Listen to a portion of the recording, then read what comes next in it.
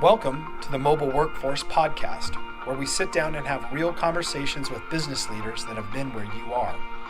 During these interviews, we'll dive into what it takes to improve systems and champion processes that maximize performance. Each week, our trailblazing guests share their experiences and understanding of the workforce to help inspire change, challenge our thinking, and share what it takes to successfully travel the road to profitability. Now here's our host, co-founder and chief evangelist of About Time and WorkMax, Mike Merrill.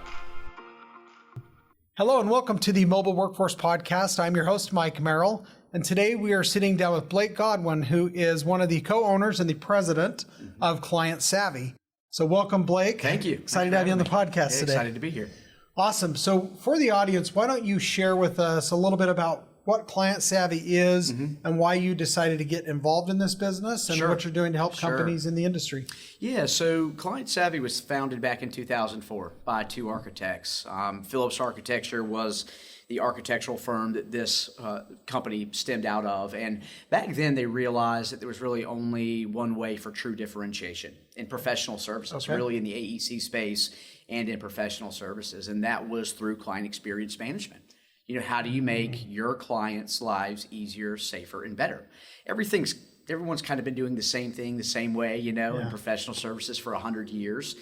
And they also realized that there was a tremendous gap between the way we believe we're delivering experiences versus the way our clients actually perceive the experiences. The feedback that we're delivering. They would give? Yeah. In fact, Bain & Company did a study a couple years ago where over 500 C-level executives in the space were interviewed, and they asked them, are you delivering an above average client experience to your clients? Okay. Well, 80% of them said yes. What percentage of their clients do you think agreed? Probably not nearly 80. 8. Oh, wow. 8. Okay. And that's what's now known as the CX gap. And so because we knew there was that gap there, client experience is a little bit of a delicate thing. Okay. And because we knew there was that gap, that's when we developed the client feedback tool. And the client feedback tool is a patented feedback platform that is closed loop, where our clients use it to go out to their clients during incremental milestones of their projects or matters or engagements to capture experience-based metrics that they can then use to operationalize change or standardize the way that they deliver experiences. Okay. So that's how we started back in 2004, was to allow our clients to go out to their clients to capture sentiment data around client experience. It's transitioned into now a full client experience management organization where we are a software platform that helps firms solve challenges that they're facing in the industry, that help them solve the goals that they've set out to accomplish. And we've been in business for almost 20 years, worked with over 550 firms in 20 time zones. So wow. Yeah. That's and amazing. our mission is pretty simple. It's to revolutionize the industry and to change the perception that our clients' buyers have. The professional services industry has been seen as a commoditized service provider for so long. Yeah. And really, we're much more than that. Our clients are helping their clients solve problems in the same way that we are. So that's what we set out to do. We set out to understand what challenges, what goals they have, and we customize a process for each firm that allows them to solve those goals and alleviate those challenges. Wow. So obviously the AEC space, your founding partners were, in that space. Sure. That makes sense where that comes into play here. What has it expanded into, and are there any areas or niches that you focus more on or that you find more success in? Yeah. So we've really moved over into the legal and the accounting space pretty strongly. I would still say 65-70% of our clients are in the AEC space. That's where we planted our roots. We know that industry very well. But, what's so fascinating is all of professional services, though they're different in the way that they operate, their challenges are very similar. Wow. Not having the share of wallet with their existing strategic clients. Sure, they all have repeat work, but how much of that work from that client are they getting? That's the important matrix. Yeah. It's not, 80% of my revenue is repeat. That's the gas station on the right. I mean, you've got 4 gas stations that you go to, and depending on where you are when you're running out of gas is the one that you stop in. Nobody's excited that the gas works when they put it in your car. right? And that's how kind of the industry is perceived. So we're helping firms go and work with their strategic clients, deliver an exceptional experience that is repeatable and cared to be repeated by the client time after time again. Yeah. It helps them with things like, increasing negotiated contracts versus competitive work. Okay.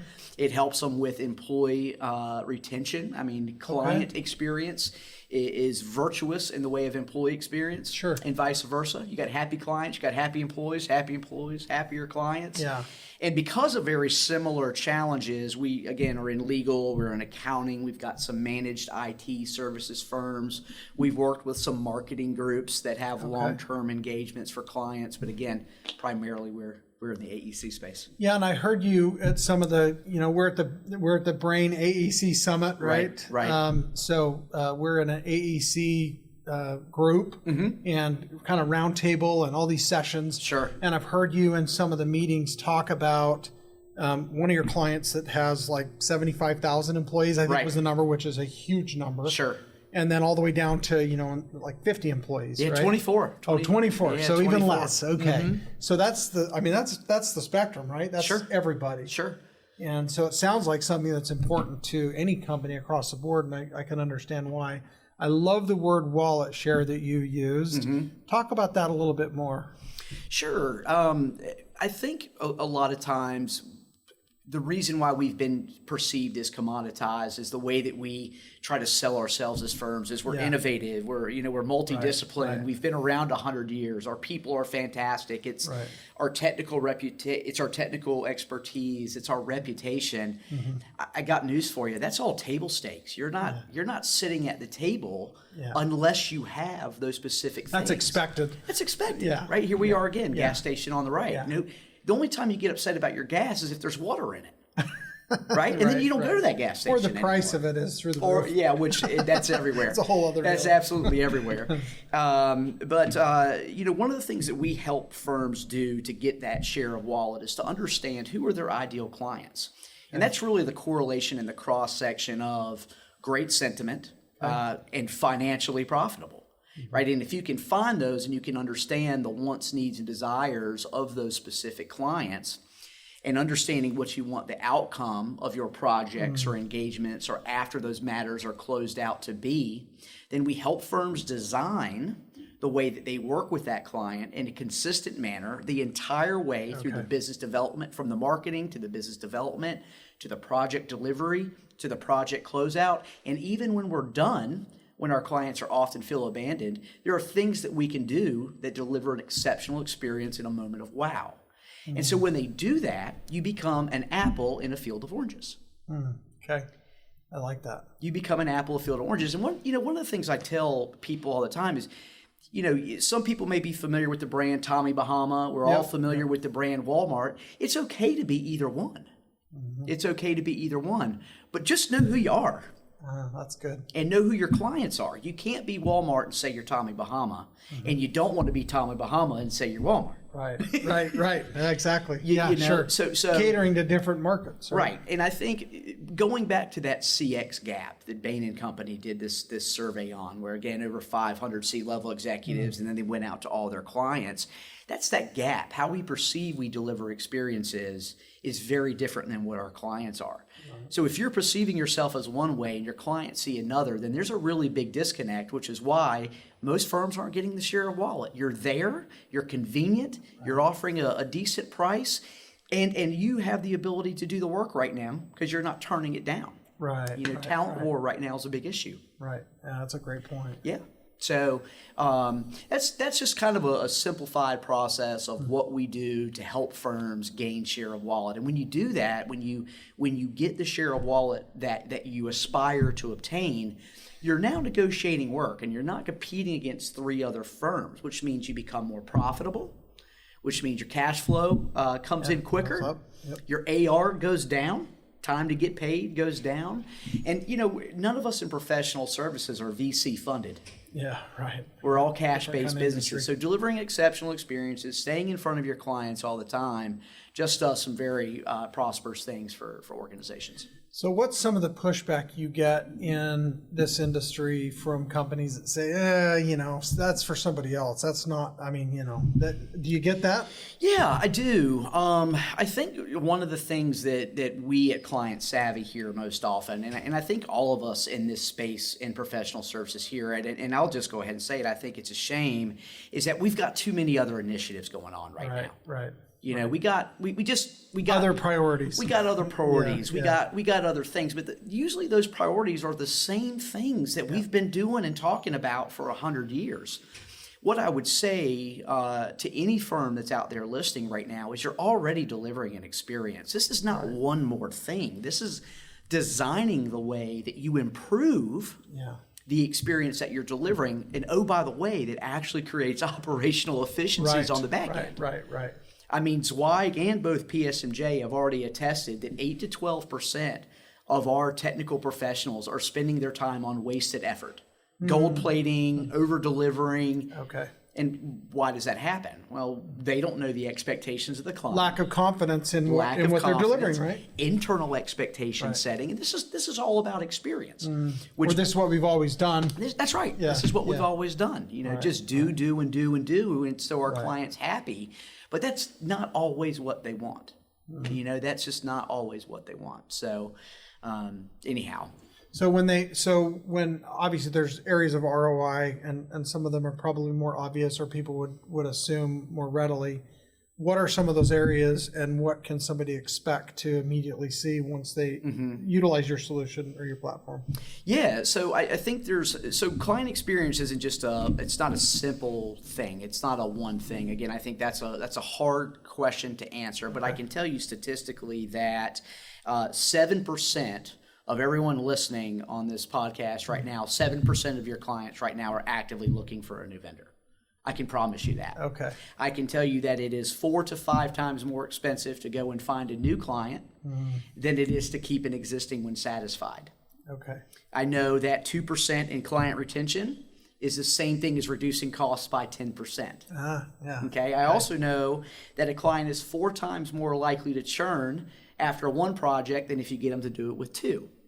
So, these are just kind of some really simple metrics that everybody should be very aware of. Okay. And there's a lot of scary metrics that I can share with you that you can maybe put on the screen or share. But there's some metrics out there that they're irrefutable. There's enough firms now that are practicing client experience management that are showing this. And so you have data. I have lots of data. Scare us. Millions and millions of points of data. And as an example, if you just think about a client is 4 times more likely to churn after their first project than if they've done 2 with you, start with onboarding a new client. Design a way that's very intentional, that meets the needs of your client. Put your client at the center of every decision that you make and figure out how to onboard a client differently. Okay. And get them to that second project. That in itself should be enough ROI to make you spend a couple hours designing the way that you onboard new clients. Right. But the ROI is substantial. We could talk about the different topics, the different areas, the reduction in 300% reduction in marketing costs. So as a percentage of revenue, firms are spending a ton of money on marketing as a cost. Okay. Think about if you're now reducing the amount of proposals that you're sending out, and now people are coming to you and doing negotiated work. Okay. There's on average a reduction of 12% in loss liability claims. Wow. So people that are practicing this are seeing real rewards on that, and we've got tons of success stories that can highlight that. Yeah, I think it makes me think of like a restaurant, for example. If I don't expect this customer to ever come back again, and all I'm going to get is whatever they give me right now, like I'm gonna probably handle that one way. But if I really want them to come back the next time, that's right. I'm going to handle that completely different. I'm going to take care of them with white gloves, and I'm going to go out of my way. And there's a line I heard at a hotel I was staying at in Nashville one time. Okay. And they had a phone on the nightstand, and they had a button, and it had a little sign on it, and it said, "Consider it done." And I would hit that button and pick up the handset, and when they answered the phone, they said, "Consider it done. How can I help you?"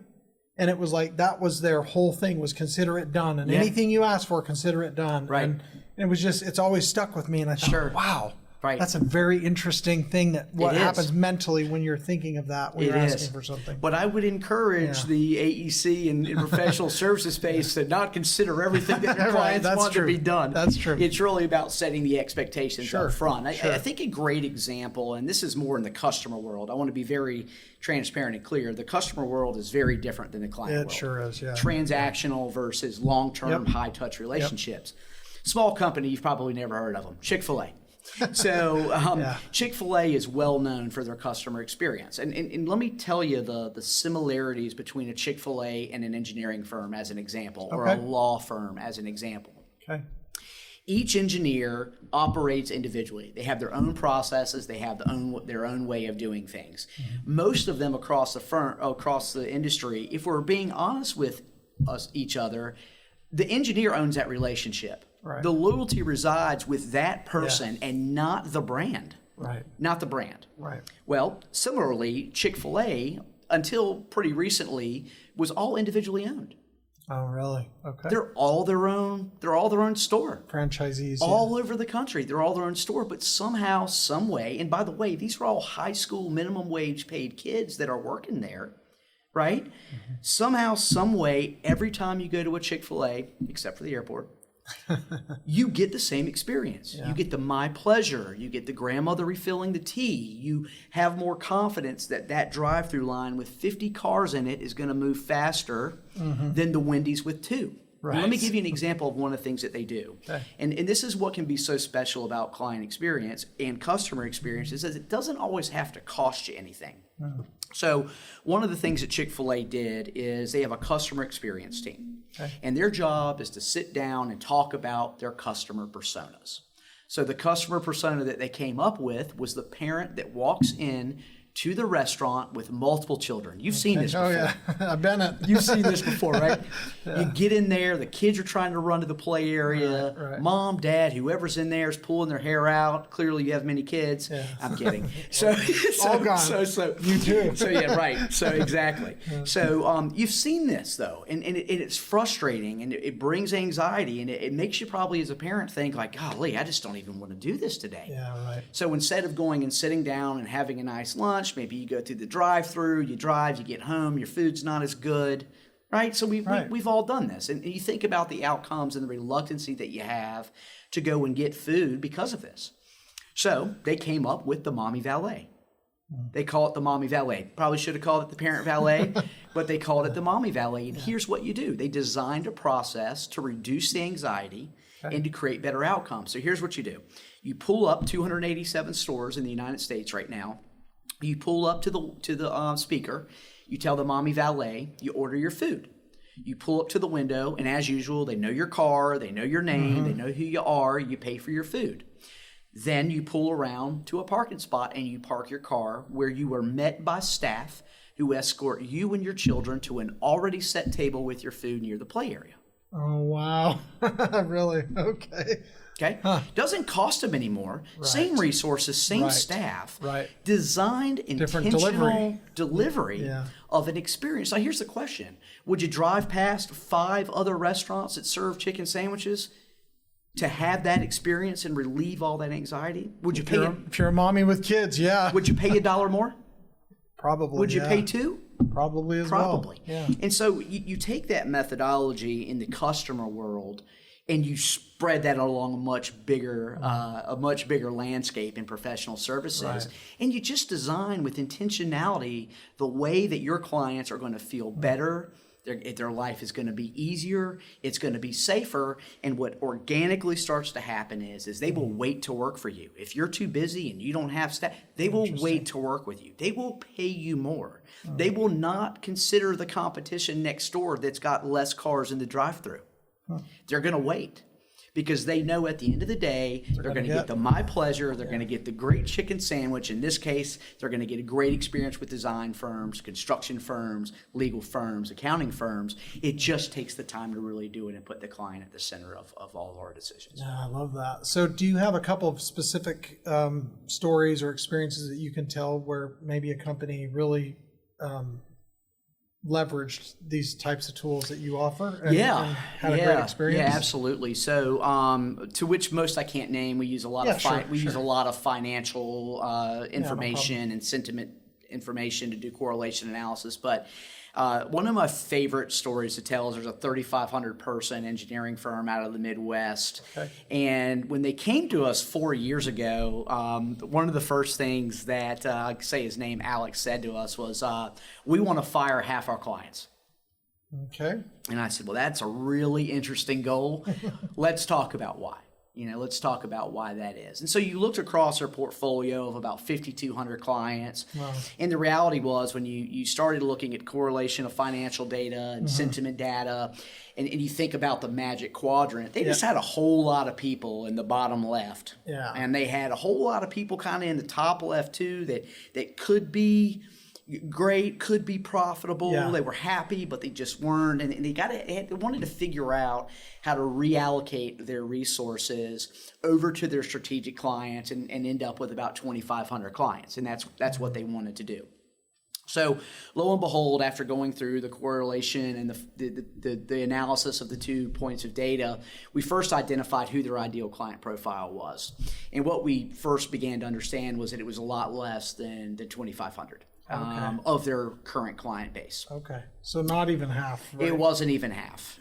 It wasn't half. But what we also found during this analysis was that a great number of those clients were extremely profitable and had a huge share of wallet that they could obtain. Okay. I mean, some of these clients, they were doing 5% of the work for them, and we're talking monstrous organizations that have billions of dollars to give away a year in construction fees. And so when we started to identify, we chose a goal of a list of firms. There was about 100 of them that we wanted to design the way that they delivered on those experiences with. Okay. And after doing that, we put it all out, we journey mapped, we put a project delivery plan in place, we helped with client onboarding. 18 months later, they went from a $330 million a year company with 5,200 clients to 1,876 clients, and they're now a $770 million company that put $45 million back into their bottom line. Wow, that's amazing. Didn't have to hire anybody. Yeah. Wow. Didn't have to hire anybody. Huh. So, I've got a lot of stories about this. One of the most progressive firms that we work with, and I can say their name because they share their story, is Newman Monson. They're a 42-person architectural firm out of Iowa City, Iowa. They've also got a location in Dubuque. Client experience isn't always about wanting to be huge. It's not always about wanting to grow. In fact, when they came to us, one of the things that they mentioned was they wanted to stay a 42-person firm. Okay. They wanted to keep their family intact. They've got a very family-oriented culture. They wanted to work on the projects that they wanted to work on. Right. They wanted them to be very profitable, and they didn't want to have to chase a whole bunch of work. Okay. Right? So here we are 4 years later, and in that 1 year that we transitioned and did all of our analysis, and the year after we finished all that, they pursued 1/3 of the work in 2020 that they did in 2019, while increasing their backlog by 30% and their profitability by 20%. Wow. They've lost one employee in 3.5 years. The average employee attrition rate is somewhere, depending on where you look, this year between 18 and 24%. Wow. At an average cost of $100K per. So let's just say it's expensive to lose. Let's staff. say it 18. Yeah. Let's say it's 18%. If you're a 100-person firm, you got a $1.8 million a year problem if you're average. Yeah, right. Wow. If you're average. Big money. Yeah, and all of their clients were promoters. They asked every stakeholder and every client. They're doing some remarkable things, and they don't want to grow. There's still 42 people. Oh, wow. Still 42 people. So depending on the goal, your story is, hey, there's efficiencies that we can help you find and implement. And we're using client and employee experience as the vehicles to help them achieve that. Wow. So, and I know it's not one size fits all. You mentioned that already. What are some time periods that you typically see before a company really starts to feel like or recognize that value where they lean into this even more, right? Yeah. I'm sure they're not all giddy right out of the chute, right? Some of them are maybe reluctant. Sure. Well, I mean, we're a data first company. So because of the CX gap, we really don't do any consulting without client sentiment data. Okay. And when you're thinking about like general satisfaction, so they're going to have surveys, that to start with, and NPS scores and stuff like that. So I think where it really becomes real is, top quartile firms in the AEC space and in the legal space, accounting space are about 75 and above for NPS. When you look at professional services in general, you're looking at about a 45 average net promoter score for the normal average, professional services firm. Right. But let's also not forget, if you're out there and you're measuring your net promoter score, it's the most widely used single metric on the planet, but it is also the most manipulatable. Yeah. I mean, I can go ask my 10 best friends tomorrow, would they be willing to recommend me? Right. And I can say I have a 100 net promoter score. Is it a real client? You don't. Are they real situation? You don't, right? If you're not asking all your stakeholders and all of your clients at the end of all your engagements, are they willing to recommend you, then don't validate your net promoter score. I mean, it's just the brass tacks. You're saying you need to measure all the data if you're going to measure any of the data to say you here's can't the be data, choosy. right? You can't be selective. And there's a lot of awards and stuff that are out there that allow you to manipulate your data and do different things, but that's all on you. If you want to do that and that's how you want to represent it, then you may be setting the wrong expectation. Yeah. But I can tell you that when most clients start with us, where they really start to see that it's real, is through the client feedback tool, through our client success team's recommendations, insights, and the things that we deliver to them, like communication strategy when feedback comes in. Their net promoter score goes up in the first 12 months between 17 and 20 points. Wow. And if you know anything about correlation for financial impact from net promoter score rising, it's pretty tremendous. So it becomes very obvious. You ask for feedback, you do something with it, you improve the relationship, you get financial returns. Yeah. I mean, there's tons of studies out there that would show you, Mike, that if something goes wrong between you and I and we fix it, there's a 400% increase in loyalty than if you and I work together and nothing ever goes wrong. Yeah. And so I look at the AEC industry and I'm like, when have you had a perfect project? Right. Never, unless you get paid for one that doesn't happen. So there's a wealth of opportunity in our space to deepen loyalty. Yeah. And make improvements. And so that's a conversation we have internally at our company too. It's like, challenges and struggles aren't all bad. I mean, you don't want them. You're not asking for them. Right. But when they come, there's an opportunity here to, how do we double down and be better? How do we go back and dig deep and earn that extra level of respect of, look, you're human. Things happen. This is software, or, you're dealing with network and IT infrastructure and all these other things that are, can be pretty fickle and finicky. But how you handled that problem and that challenge was impressive. And so now we trust you more, as opposed to, well, we've never really had a problem, so I don't worry about those guys. Right. But then when there's a problem, it's a real problem, right? That's right. So that's right. And a bunch of small problems become big problems. They do. Sure, we don't want challenges, but guess what? They're coming. They're gonna be there. You're gonna have them. So why not? So why not design around that? Why not have a plan in place that ensures deepening of loyalty and catching the small problems before they become big? I think is critical.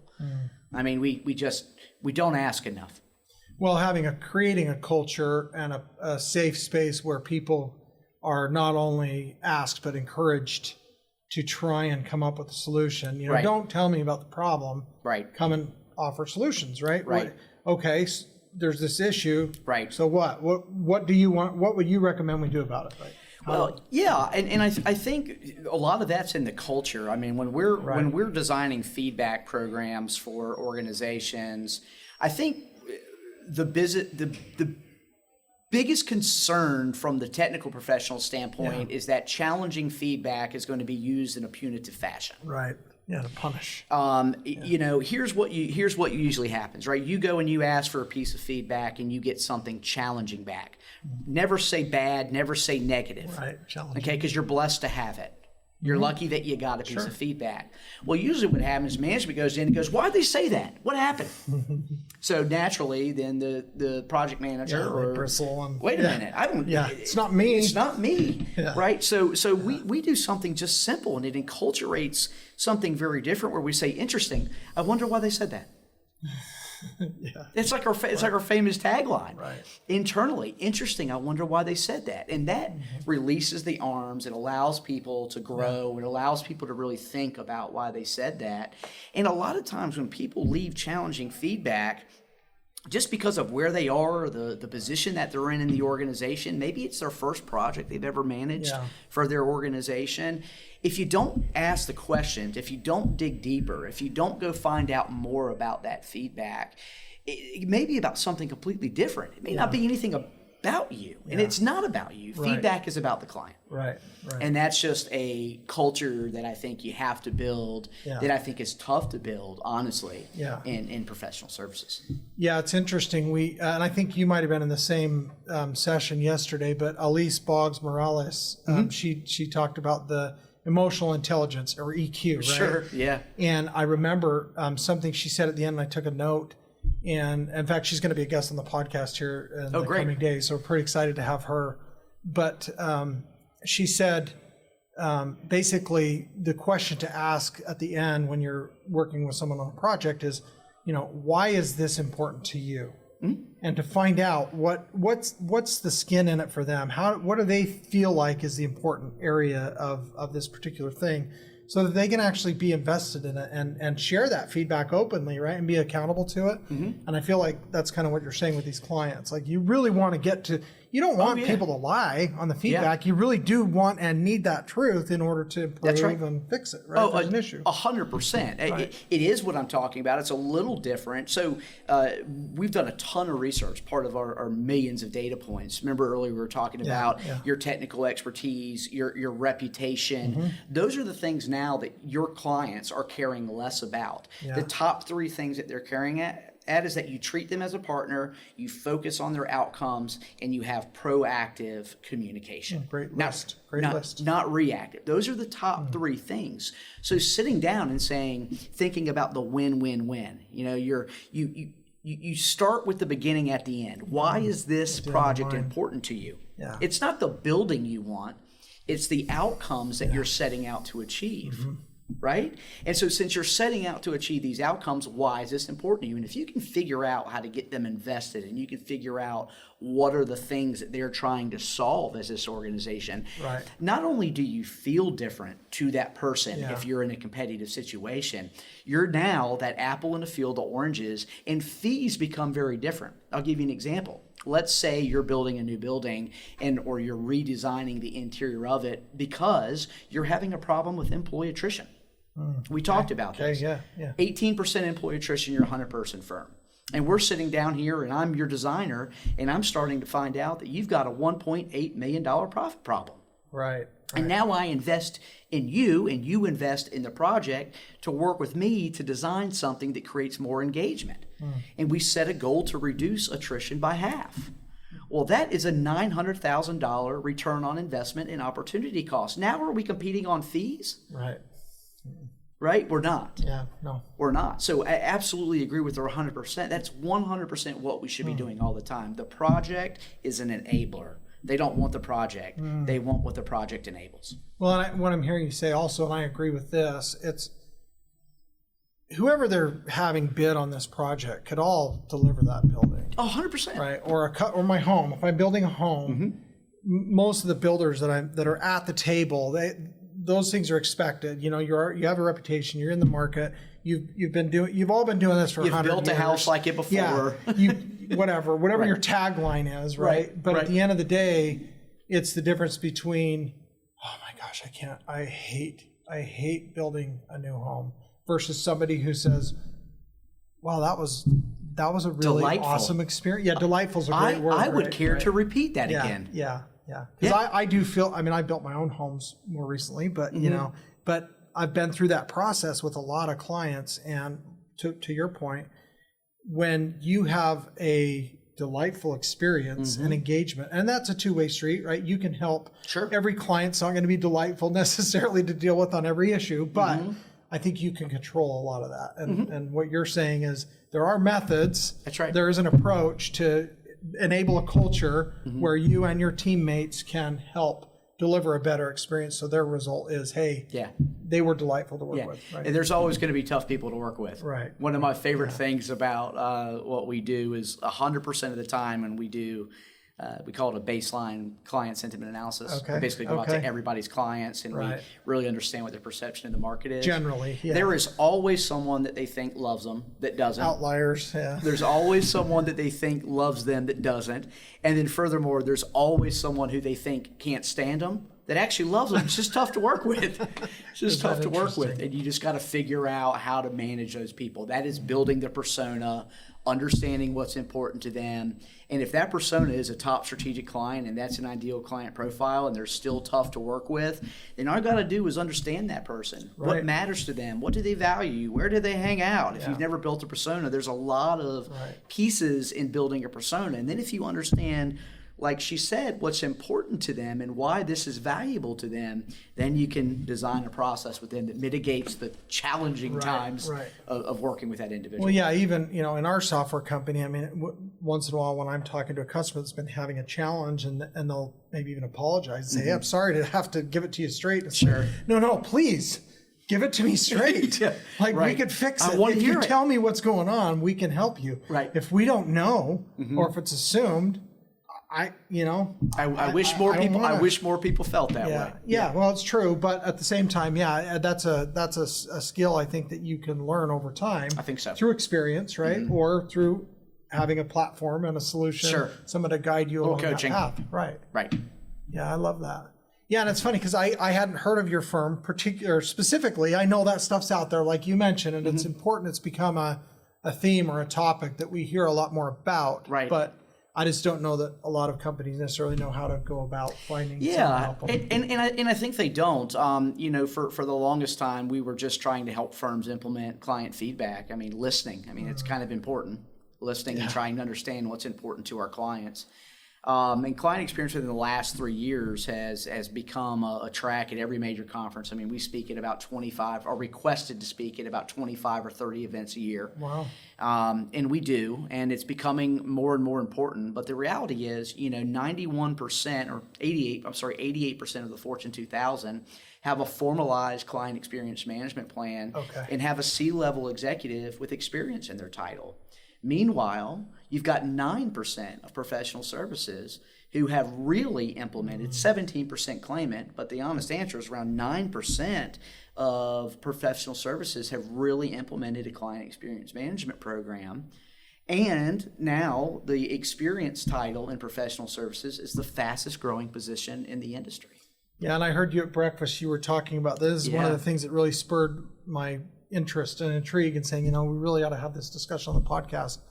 You were talking about how some of those employees were able to carve out that title in a way and actually increase their compensation and their value to the organization and the awareness of that value, not just the value, but everybody knew like, hey, this is really important to us now. Yeah. So one of the things, that story that I was talking about at breakfast was we were the founders, and we're actually the only client experience conference for professional services. We've been doing it for 8 years. Couple hundred folks come together every year. And what's that called? Where do you have it? CXPS. Okay. It stands for Client Experience for Professional Services. Okay. Clientexperience.org. But out of that, over time, and we've always had this vision, a lot of folks, because of what we do, have wanted us to put together a certification program. Okay. And that's now called the CXMP, which is Client Experience Management for, in professional services. So it's Client Experience Manager. And we went through our inaugural year last year, and the folks that went through it inside of their engineering firms all got promoted. $50,000 to $70,000 pay raises. They were given the autonomy. We taught them how to implement client experience. Seems like a bad business idea, right? We're teaching people how to get money. We're teaching people at a nominal fee how to do what we do. But at the end of the day, like I said, our mission is to really revolutionize the industry. We want people to be perceived differently. We want people to use client experience as their operational discipline. We want them to be a CX firm that just happens to be an engineering company. Okay. That's what we want them to be. And so we've seen some really interesting things come out of that and some really cool cases of implementation and the outcomes that they've seen. And it's been a neat community to be a part of. Well, that's awesome. I mean, you're making your mark. I mean, I've heard people at the conference talking about your session and some of the things going on. So we appreciate you raising awareness, and we're happy to help get the word out and share what you're doing. Thank you. Well, we're happy to help. If you go to clientsavvy.com, if you want to learn more about the business challenges that we're helping solve, we got white papers of galore. We do have a podcast as well. Oh, cool. The Client Experience Collaborative. Lots of case studies on our website. But one that I would say to look at is 23 problems that Client Experience solves. And that's just on the client experience side. And those are problems that we've helped over 550 firms in 20 time zones solve over almost 20 years. And it's currently what we're still helping firms do today. I love that. Well, great work. Well, congratulations on your success, and we wish you the continued success. Thank you for having me. Yeah, you bet. It's been a pleasure. I appreciate it. Thanks. All right. See you. Thank you for joining us today on the Mobile Workforce Podcast, sponsored by About Time Technologies and WorkMax. If you liked the conversation we had today, or were able to learn anything new or helpful, please make sure to follow us on our WorkMax page on LinkedIn and on Instagram at WorkMax_. And subscribe to the show on iTunes or your preferred podcast platform so you will never miss another insightful episode. Also, if you enjoyed the podcast, please leave us a 5-star rating and review and share the show with your friends and colleagues. Your support means the world to us and will allow us to continue providing impactful information with others looking to improve their results in their business and, in turn, their life.